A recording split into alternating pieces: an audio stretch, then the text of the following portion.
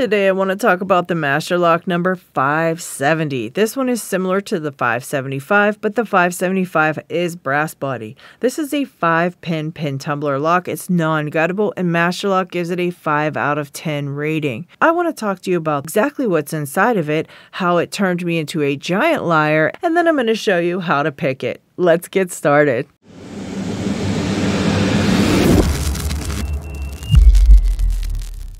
Alright guys, here's the deal with the Masterlock number 570. So when you get to a certain point inside picking this lock, you notice that you're in what seems to be a false set, and you're getting some counter rotation when you're pressing up on some of these pins. It's really quite simple and really quite annoying. The pin stacks inside these locks are not balanced, so the driver pins are all the same size, even if you've got a teeny tiny short key pin. So when you fall into what you think is a false set, you're actually doing this, and it's impossible for you to move these pins up through that slot because it is now too small. So when you're picking and pushing them and they will not move, this is what's happening. And you're also bending a spring, so you've got to be very careful with these locks. You can't allow them to fall into a deep core rotation or you will screw up your springs, and you won't even be able to get those drivers picked.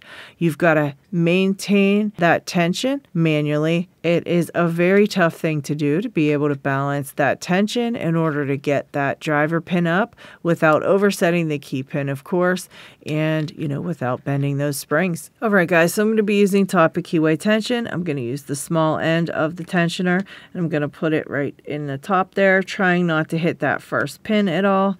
And now I'm going to attempt to pick this. I feel pin 1 binding. Try to give it a click. Actually, I think I feel pin 2 binding as well. All right, there's pin 1.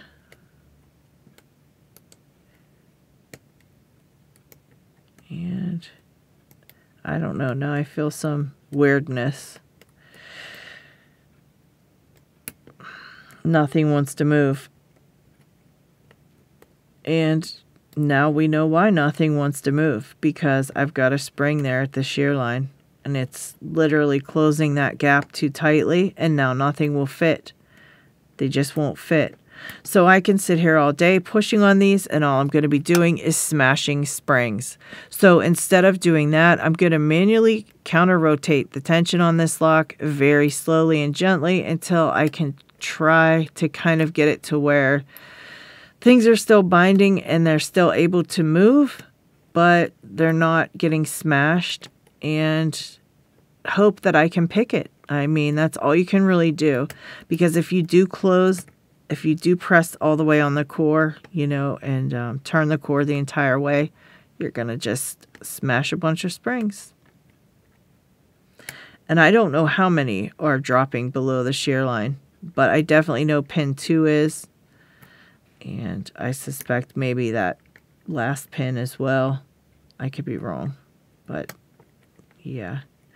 Normally I would assume that that is, a false set.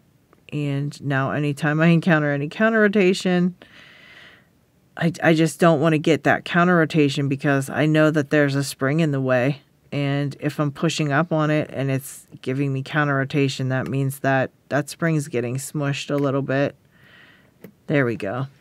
As you can see, the feedback's very similar to what it would be if there were spool pins inside this lock. However, you've got to be super careful with those springs or you could bend them. A huge apology for my Masterlock 575 video where I did say there were spool pins in there. I have since taken that video down, and I'd like to give a huge thank you to the lockpicking fisherman who actually posted his pictures of the pins inside this lock on the Belt Explorer, or I never would have solved the mystery of the Masterlock 570. If you do like this video, please give it a thumbs up and subscribe for some more locksport tips and tricks. Take care.